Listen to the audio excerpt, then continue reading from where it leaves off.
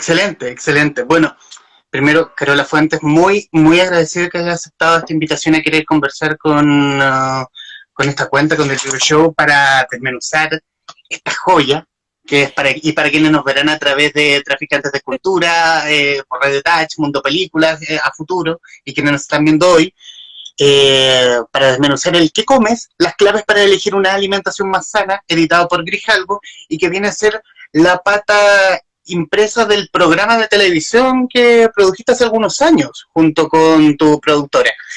Y ahora sí, Carola, bienvenida. Muchas gracias, gracias por la invitación y gracias por el interés también.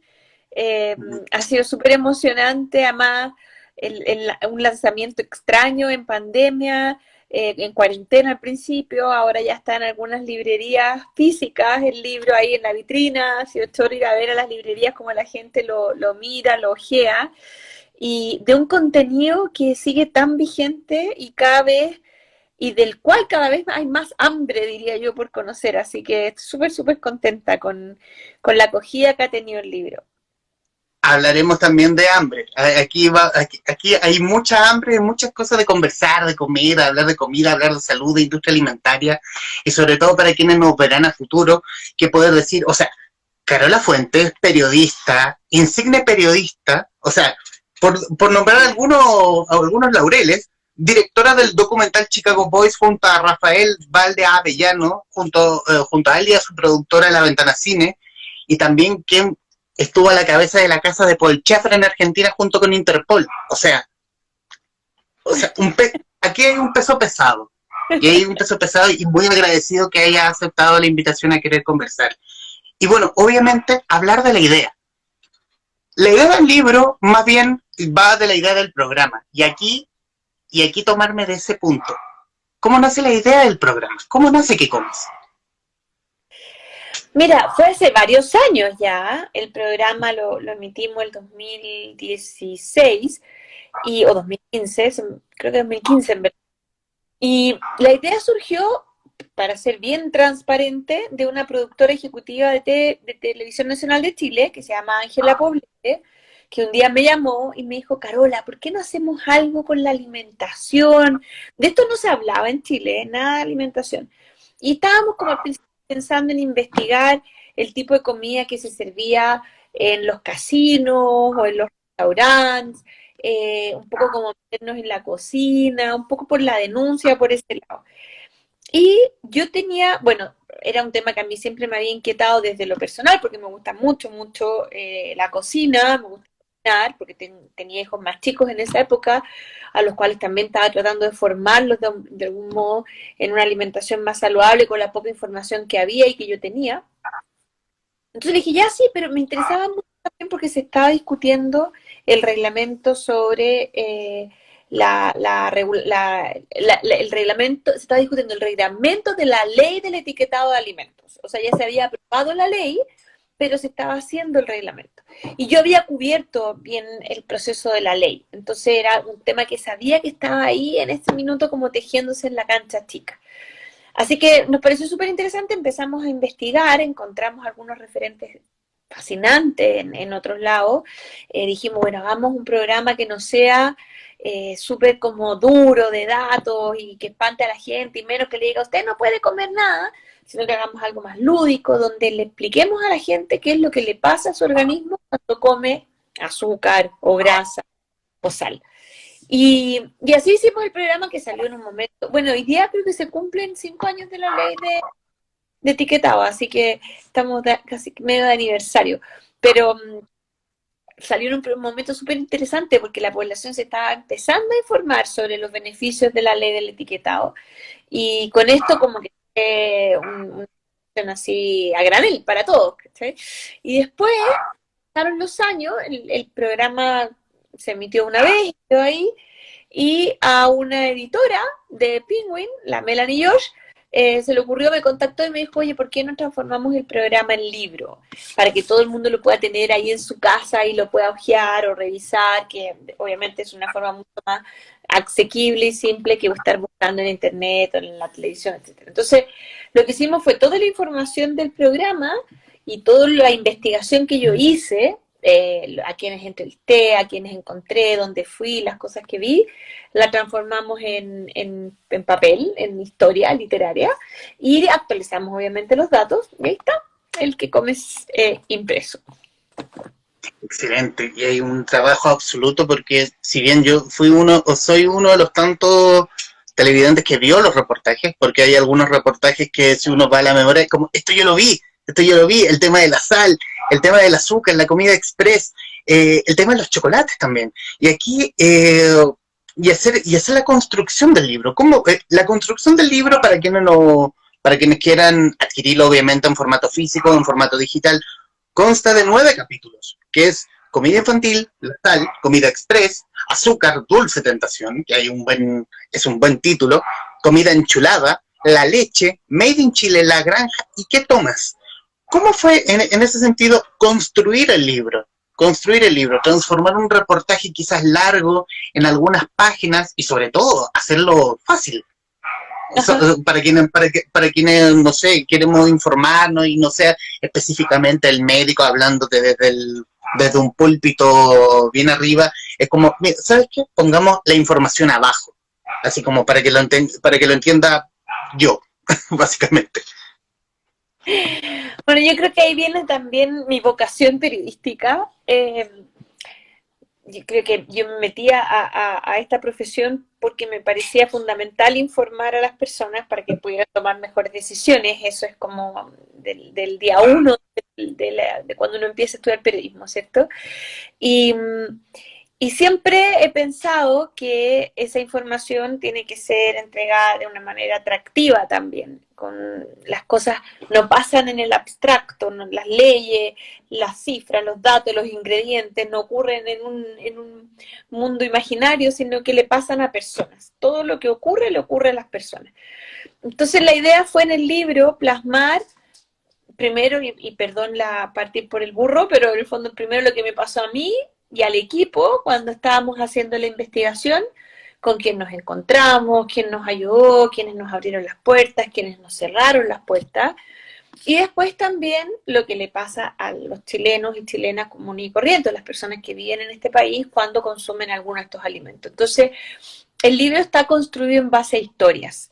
Nuestra historia como investigadores y la historia de los personajes que compartieron su experiencia con nosotros y también de los y las expertos y expertas que nos ayudaron a entender una información que en verdad hay una noción, como una vaga noción de que cuando uno come azúcar puede ser un poquito adictivo, que te puede hacer un poquito mal, que uno engorda, es como lo que uno más sabe.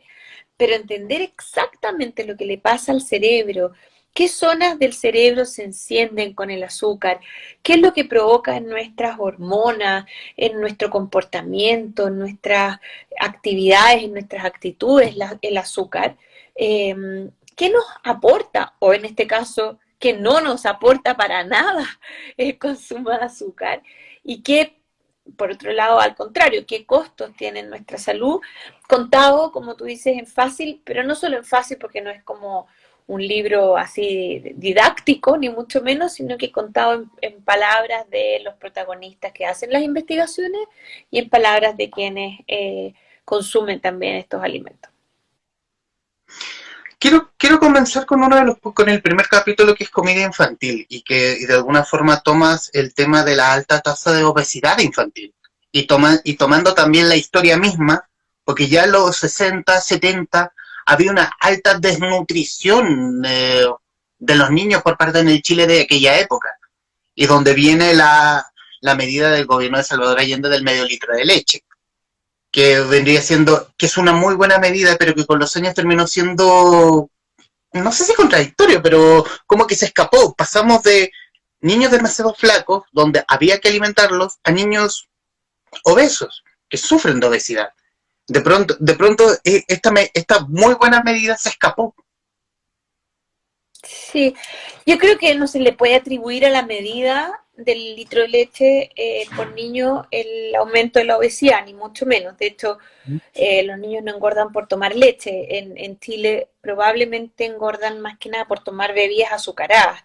Ese el consumo de bebidas azucaradas en Chile es impresionante, somos campeones del mundo, lideramos los rankings del mundo en el consumo de bebidas azucaradas y nuestros niños también consumen muchas bebidas azucaradas. Hay mucha publicidad, quizás ya no tan frontal como antes, pero las bebidas azucaradas auspician los campeonatos de fútbol, auspician los campeonatos de ciencia, toda la publicidad está orientada muy orientada al público infantil y sobre todo al juvenil. Entonces, claro, ¿qué pasó? Que con los años pasamos de la desnutrición porque no teníamos acceso a una alimentación suficientemente proteica, calórica o nutritiva, en definitiva, a tener un acceso excesivo y muy poco informado a alimentos ricos en azúcar, grasas y sal. Y esa poca información hizo que las personas, además por una cosa psicológica y cultural, empezaran a retribuirse consumiendo estos alimentos. Entonces, una población que accedía o compraba pasteles, o que compraba azúcar, o sea, bebidas azucaradas, perdón, o que compraba golosinas de mala calidad además, porque los chocolates, por ejemplo, los chocolates, el buen chocolate es un chocolate caro al que hay poco acceso. El chocolate que venden en el kiosco, que venden en el almacén de la esquina, al cual pueden acceder la mayoría de las familias en Chile, es un chocolate de muy mala calidad, con mucha grasa y mucha azúcar añadida. Lo mismo ocurrió por años con los cereales. Cuando yo era chica en Chile no existían cereales.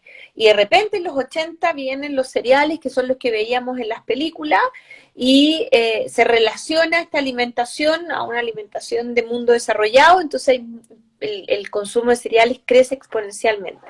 Y los cereales en esa época, hoy han tratado de cambiar, pero en esa época eran hiper ricos en azúcar y sal también. Entonces, claro, los niños empiezan a consumir grandes cantidades de cereales, grandes cantidades de golosinas, y empieza este aumento en la obesidad que es dramático. Y ahí hay muchas responsabilidades. Está la responsabilidad de la industria, sin duda, que sabía lo que estaba haciendo y lo siguió haciendo porque aumentaba sus ventas. Y está la responsabilidad de las autoridades, que no hicieron nada por informar a la población. Afortunadamente, con la ley del etiquetado que estábamos hablando, esta información se empieza a transparentar y eso mismo fuerza a la industria a modificar sus recetas.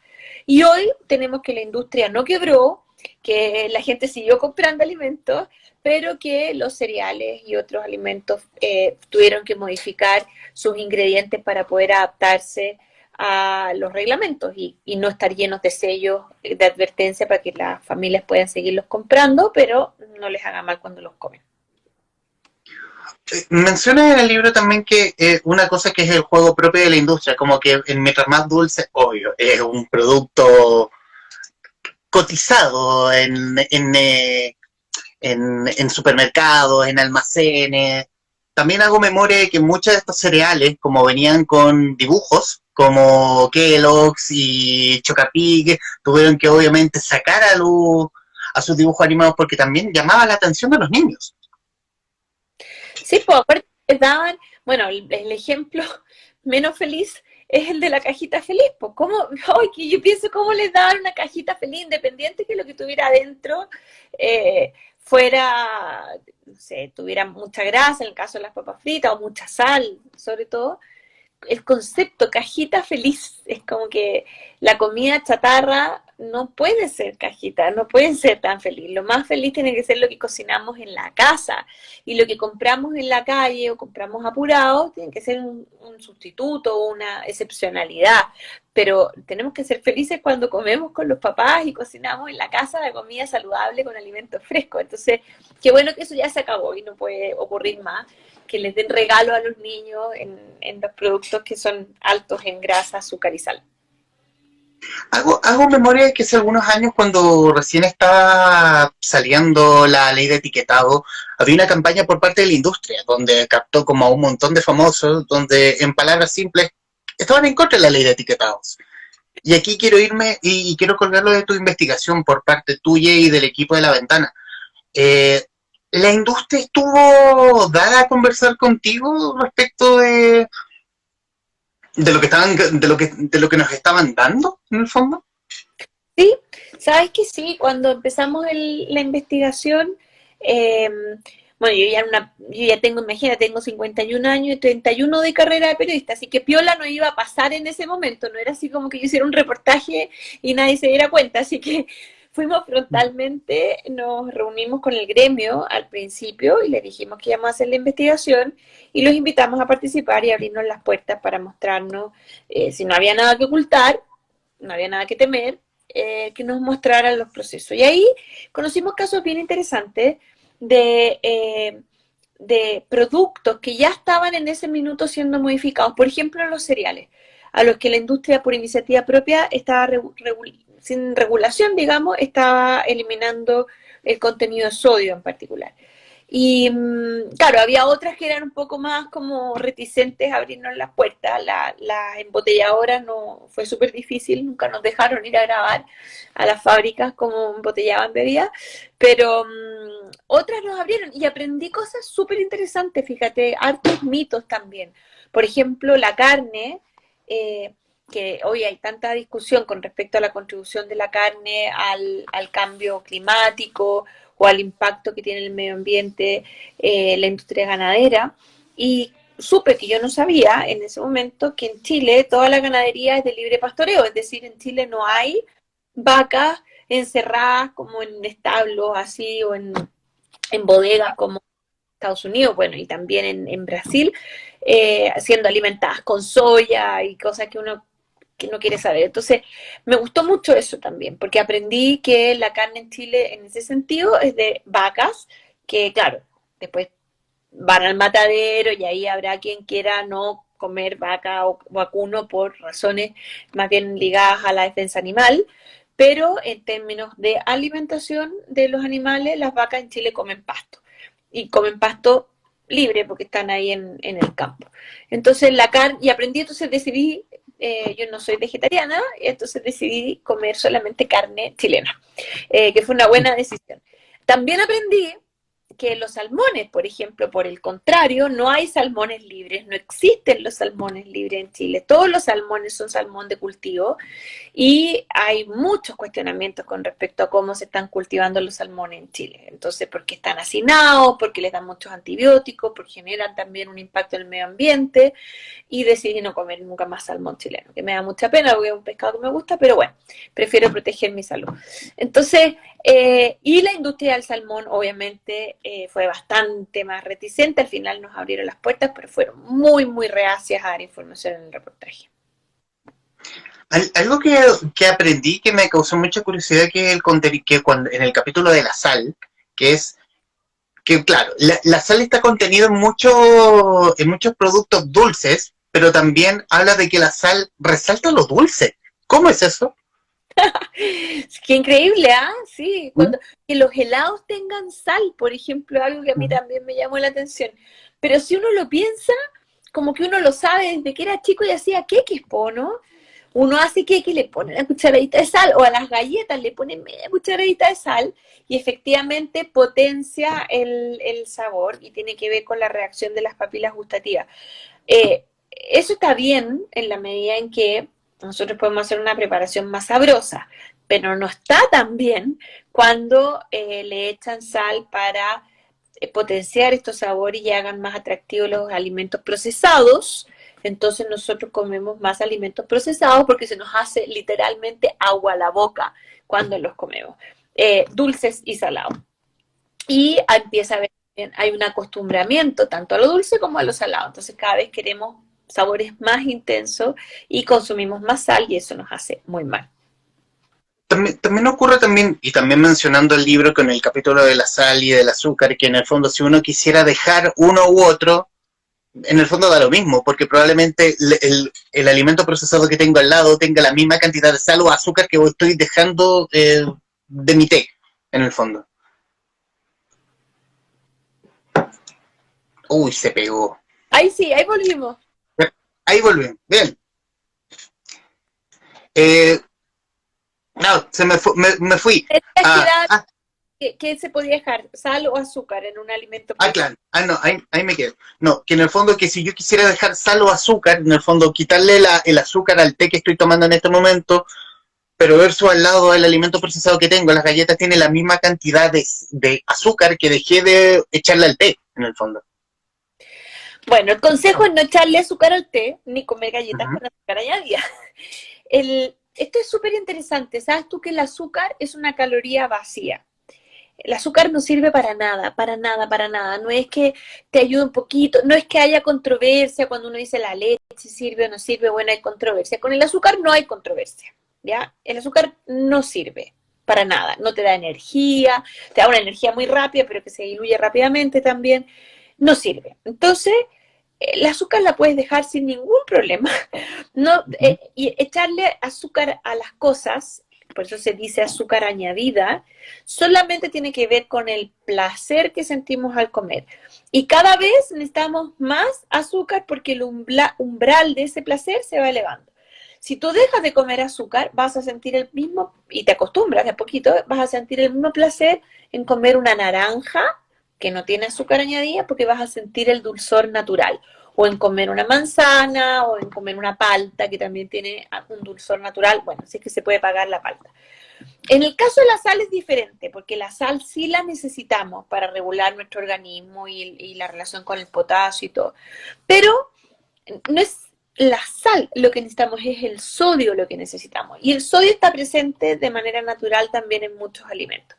Así es que podríamos llegar a quitarle toda la sal añadida a los alimentos.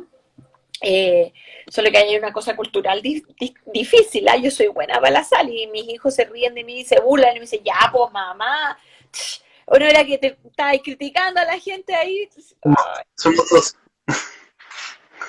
Cuesta. Ahora, lo que sí es que uno puede echarle un poquito de sal a los alimentos y eso no te va a provocar hipertensión. En cambio, el azúcar, un poquito de azúcar ya empieza toda esta cadena de efectos negativos que tiene. Entonces, si tú me preguntas qué le saco, yo te sugiero sácale el azúcar y deja poquita sal, así como para que la lechuga tenga un sabor más vivo junto con el aceite y el limón, por ejemplo. Pero el azúcar no se necesita. Y además el azúcar sí se puede reemplazar por otras cosas como la miel, por ejemplo, que no genera ningún impacto negativo en la salud.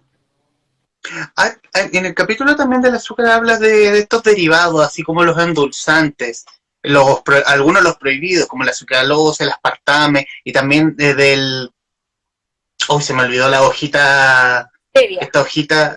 Stevia, gracias.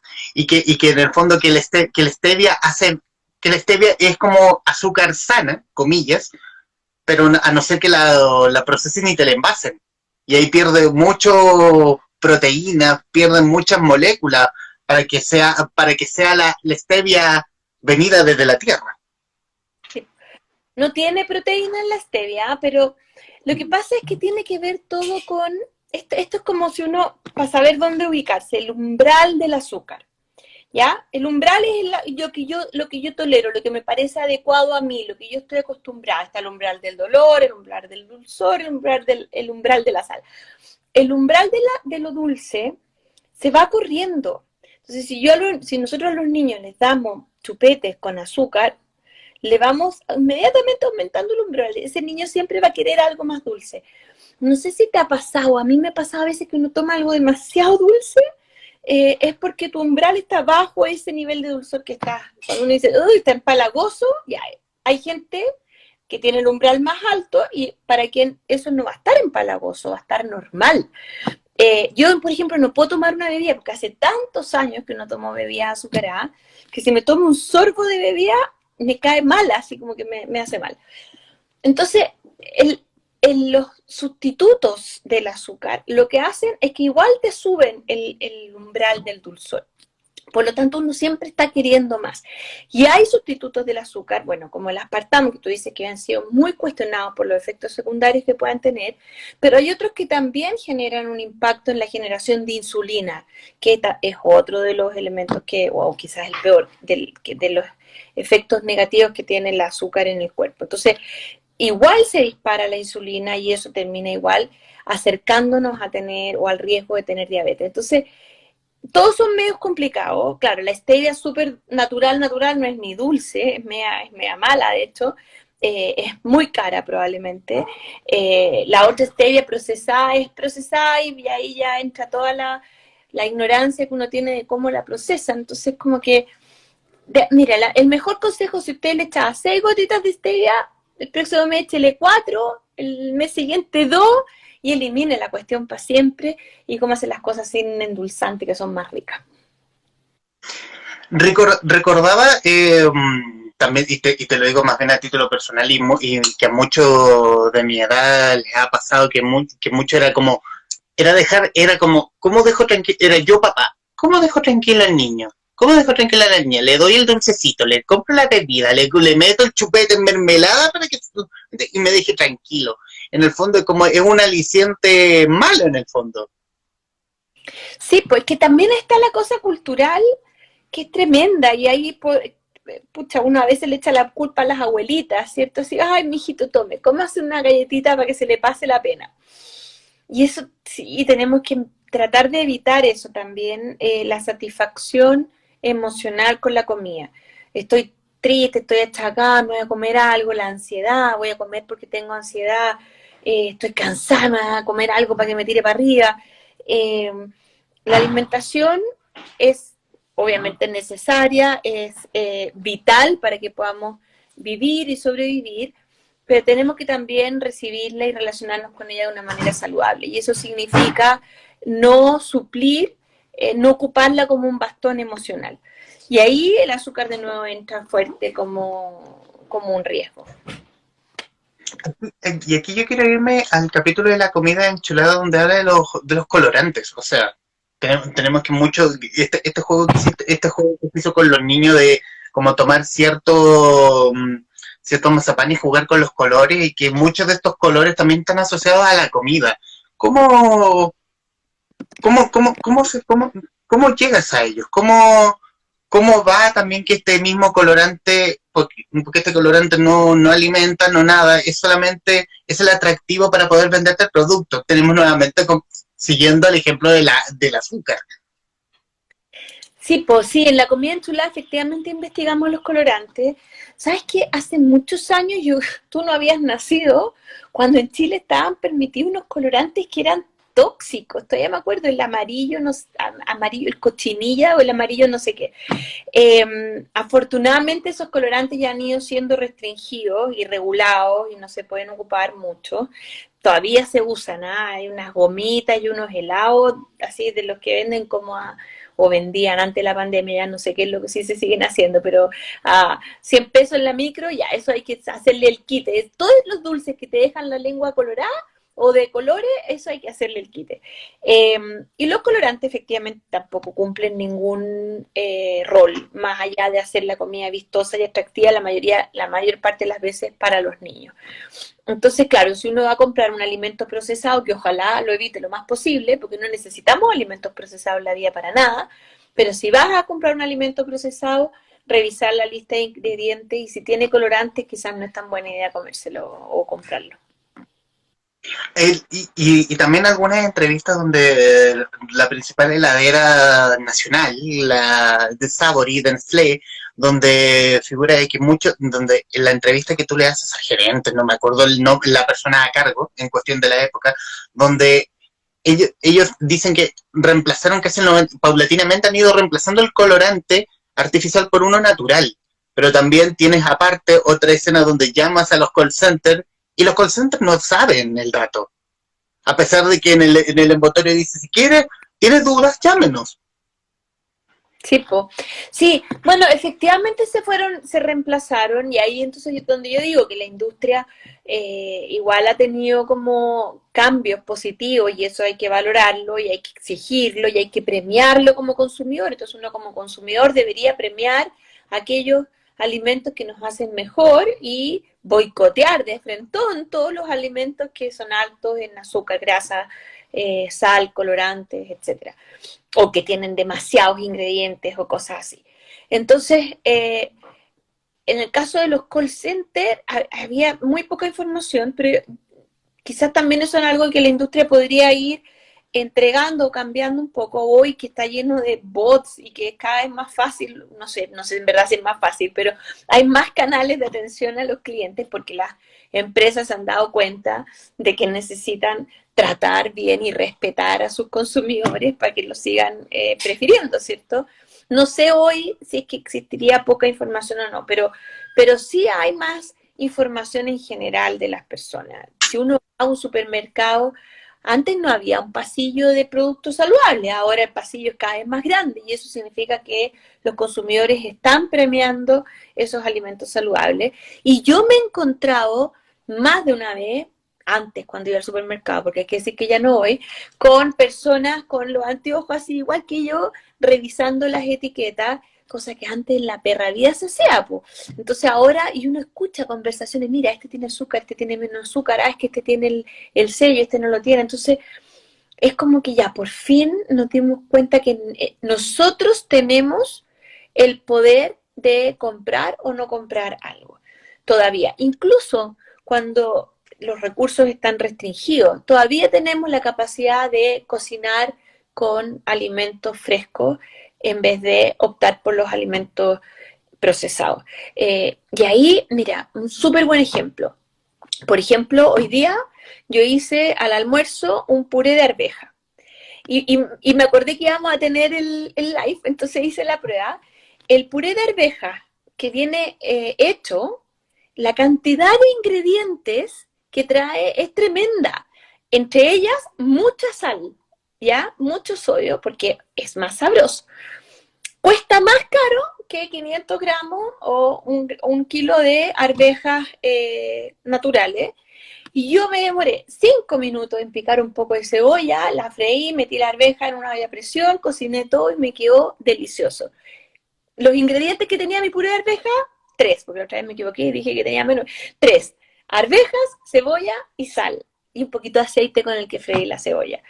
La cantidad de ingredientes, se me olvidó la cantidad que tenía, pero el del puré procesado eran tremendos. Entonces, está en uno tomar la decisión. ¿Qué es lo que hago? Ahora, ¿me demoraba menos haciendo el puré de arvejas procesado? La verdad que no, porque las arvejas se cocieron solas en la olla a presión y después las molí y listo. Es una cuestión de voluntad también. ¿Y el puré procesado al menos tenía arvejas? Tenía. Pero no era el primero tampoco. Quiero tomar otro punto, ya que mencionabas a las abuelas, y aquí sacar a mi abuela, por lo menos, de que, por lo menos, qué es lo que hacía conmigo, que cuando chico yo no era dado aquí voy a hablar de mí, perdón, eh, no comía lentejas, y ella lo disfrazaba echándole pedacitos de salchicha o vienesa, donde era como. Y eso es una práctica absolutamente habitual para engañar a los niños. Engañar, comillas, en el fondo. Sí, bueno, yo me imagino que en gustos no hay nada escrito, pero también lo vimos en el capítulo, en el primer capítulo del libro, en el comida infantil, que tú también puedes educar al paladar. Entonces, a una guagua, si desde chiquitita la educas para comer las papillas que puedan tener espinaca, que puedan tener zapallo, que le puedes poner un poquito de pimentón, que es un alimento tan saludable, esas guaguitas después cuando sean niños, jóvenes o adultos, van a tener una mucho mayor aceptación de todos los alimentos saludables que si de chiquitito de guaguita lo acostumbra solo a cosas muy dulces o de poca variedad, digamos. Y ahí, de nuevo, no tiene que ver con el poder adquisitivo, sino que tiene también un poco que ver con la voluntad de poder ofrecerles a los niños distintas sabores desde que son chiquititos y no limitarse solamente a tallarines con salchichas, por ejemplo, que es algo como muy habitual que hay en las casas en Chile. Y como la técnica de salir al paso, ya, una salchicha, unas cosas, ya come, listo. Hay que Porque decir todo en condiciones de relativa normalidad. Obviamente, cuando la plata falta, bueno, uno le echa mano a lo que hay, ¿cierto? Cuando estamos en pandemia también, cuando uno llega a las 11 de la noche también, de la pega. Pero también si es que hay conciencia. Todos los papás queremos para nuestros hijos un futuro mejor. Y estamos todos dispuestos a jugarnos para que ellos tengan una buena salud, tengan un intelecto desarrollado, tengan libertad, tengan oportunidad en la vida. Y la alimentación es fundamental para eso. Entonces, como papás, todos podemos hacer un esfuerzo extra para que las cosas malas que les pasan a las personas y que mostramos en el libro cuando comen determinados alimentos, las puedan evitar. Quiero irme a otro capítulo del libro, Carola, que es el de la leche. Y quiero irme más al detalle porque también otro punto que me causó mucha curiosidad, que toda la controversia que tiene la leche purita. Le faltan ácidos grasos omega 3 y 6 y además le sobran ingredientes, como lo, lo puse textual en mi libreto virtual que tengo aquí al frente. Sí, la leche en polvo es interesante porque la leche en polvo obviamente rinde más y es más económica que la leche en caja o en Tetra Pak que consumimos en Chile, donde lamentablemente tampoco tenemos leche fresca. Hay países donde la leche fresca es lo habitual, nosotros no tomamos leche fresca y ahora en los últimos años aparecieron en algunos supermercados leches frescas, pero que son carísimas, porque vienen además en envases de vidrio, que no siempre son retornables. Entonces, cuando yo era chica, tú no habías nacido, pasaba el lechero, y el lechero vendía leche fresca. Yo no estoy diciendo ese lechero que te deja la leche de la vaca, pero sí una bolsita de leche, que era la leche que duraba 2 o 3 días en el refrigerador y que en muchos países sigue siendo la leche habitual. En Chile la leche más presente en los supermercados junto con la leche en polvo es la leche en Tetra Pak, que es una leche más cara, nada que hacer, pero que por lo menos en la mayoría de los casos es leche, porque también hay muchos casos, y eso lo mostramos en el programa, es leche restituida, es decir, es leche que se convirtió en leche en polvo y después en Santiago se le vuelve a echar suero y agua para restituirla y volverla líquida y ponerla en la caja. No toda la leche es envasada en origen como leche. Y en el caso de la leche en polvo, fíjate que preguntamos y ahí tuvimos pocas respuestas de la industria, porque efectivamente tiene muchos ingredientes, porque también está asociada a campañas de marketing. En el fondo es leche que tiene más fierro, que está ay, se me olvidó cómo se dice, pero que tiene, la suplementan para que tenga más cosas que eventualmente, según sus campañas de marketing, le puedan hacer bien a los niños. Pero hay dudas, y eso fue lo que nosotros descubrimos en la investigación, de si esto es necesario o no. En el fondo, todos estos ingredientes extras en una leche, muchos niños los pueden consumir también a través de otros alimentos naturales, frutas, verduras, legumbres. Entonces, ¿para qué echárselos a la leche en polvo y hacerla más cara también con eso? No es que le hagan mal a los niños, pero eventualmente no es necesario y obedece más que nada a estrategias comerciales. Y hay un punto también del capítulo de la leche que habla de la leche no reconstituida, y aquí donde sacas el testimonio de un ejecutivo de Column, que en el fondo que ellos la envasan en origen, y donde la leche no reconstituida, que yo sé, voy a apelar a un viral que vi en internet, no sé si será verdad o no, que tiene como 5 oportunidades de la leche de ser reconstituida. De la quinta en adelante eso ya no es leche, por lo menos no aporta lo que debiera aportar. ¿O no? No, ahí hay que diferenciar bien. Es lo que yo te estaba diciendo recién. Lo que nosotros investigamos en su momento era que la leche Colún, y por eso la mostramos, las vacas las ordeñan en el sur, en Osorno, por ejemplo, las ordeñan, esa leche entra por unas mangueras, se acumula en unos estanques, se va en unos camiones, llega a una fábrica donde se hierve, se pasteuriza y después inmediatamente se envasa en el Tetra Pak que te estaba diciendo, y ese Tetra Pak se viene desde el sur a Santiago. Nosotros también supimos, pero lamentablemente ninguna de las otras empresas nos quiso confirmar ni descartar esto en cámara, de que había otras leches que no se venden así, sino que en el sur se ordeñaba la vaca, se pasteurizaba la leche y después se deshidrataba, es decir, se convertía en leche en polvo. Entonces se traía la leche en polvo y no solo del sur, sino que también se importaba de otros países como leche en polvo, y después en una fábrica en Santiago se hidrataba con agua o con suero de leche y se volvía a reconstituir. Esa es la leche reconstituida. No es que después de esa leche se vuelva a hervir, o si había mucho mito de que los tetrapaxis vencían, después se vuelven a hervir para volver a envasar. No, es nada de eso lo descubrimos nosotros. Así que en ese sentido, yo tampoco obviamente puedo meter las manos al fuego, pero nosotros no descubrimos nada parecido. Lo que sí era esta duda de si la leche que se vendía en algunas cajas de Tetra Pak no era leche pura de la vaca, sino que se había deshidratado y después se había vuelto a hidratar. Perfecto, perfecto. Bueno, y en los minutos obviamente que nos quedan, que obviamente faltó mucho y falta, y hay mucho tema que hablar y tan poco tiempo el que tenemos, y obviamente hablar del que comes, pero hoy el que comes en cuarentena. ¿Cómo te ha cambiado a ti tu alimentación en cuarentena? Eh, a ver, ha cambiado porque probablemente cuando yo estaba en la oficina, iba a trabajar a la oficina, comía bastante saludable, pero comía clásico, una ensalada con proteínas de un almacén de unas personas muy amorosas que estaban en la esquina de mi oficina. Y ahora estamos con los niños en la casa, nosotros hemos tenido la suerte de poder, yo tuve la suerte de poder quedarme en la casa, entonces cocinamos de lunes a domingo. Siempre hemos cocinado en esta casa los fines de semana y nos gusta mucho cocinar, pero ahora cocinamos, o sea, comemos, digamos, todos acá, porque antes los niños comían en el colegio, yo comía en la oficina y solamente cenábamos juntos.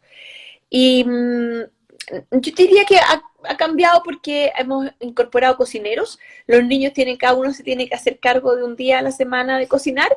Entonces hemos ido adaptando ahí las recetas a las posibilidades, dependiendo de las edades, de lo que ellos puedan hacer, que sea seguro para hacer para ellos. Pero básicamente seguimos consumiendo lo mismo. Yo hace muchos años, cuando hice la primera investigación del que come, nosotros variamos nuestra dieta a un 90% de alimentos frescos.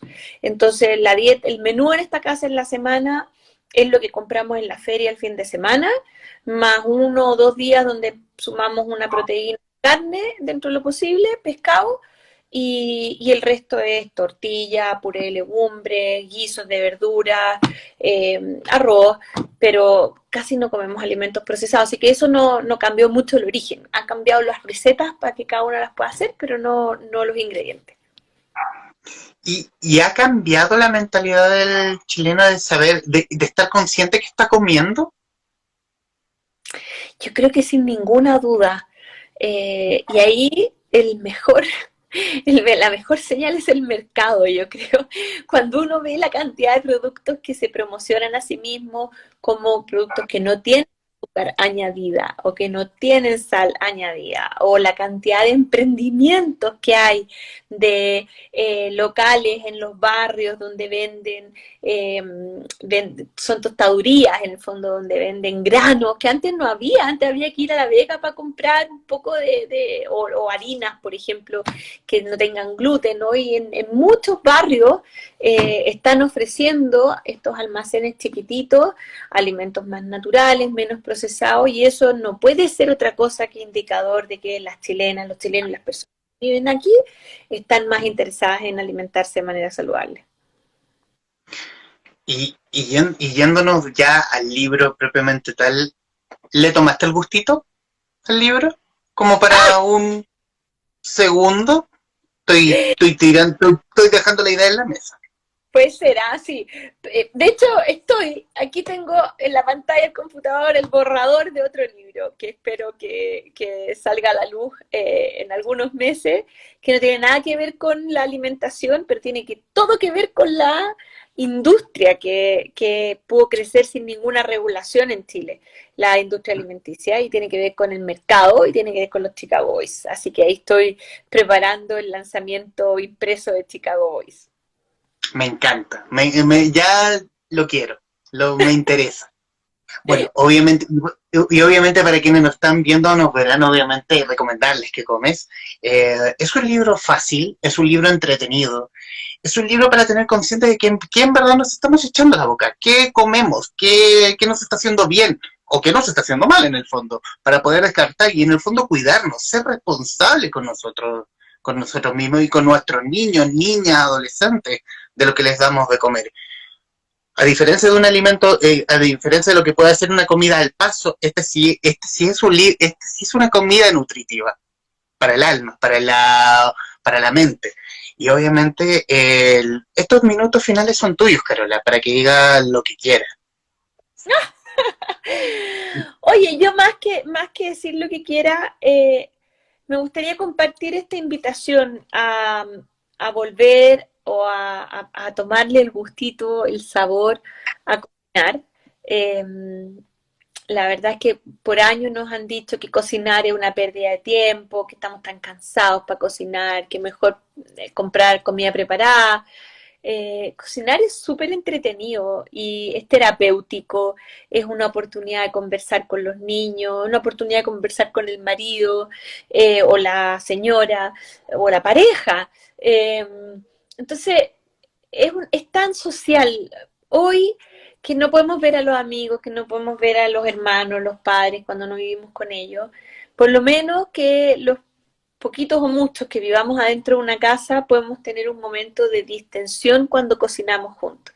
Y hay tantas cosas que desde chiquitito a una guagua, a un niño tú le puedes enseñar, tomarle el olor a los ingredientes, tomarle el sabor a algunas cosas, después jugar con los contrastes, con los sabores, con los colores, jugar con las texturas, experimentar con las recetas o seguir con las recetas, enseñarle matemática a tus hijos con las recetas.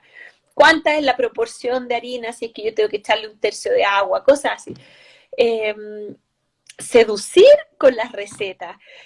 Ya estamos por comer, no podemos pasear, no podemos... Entonces yo invento,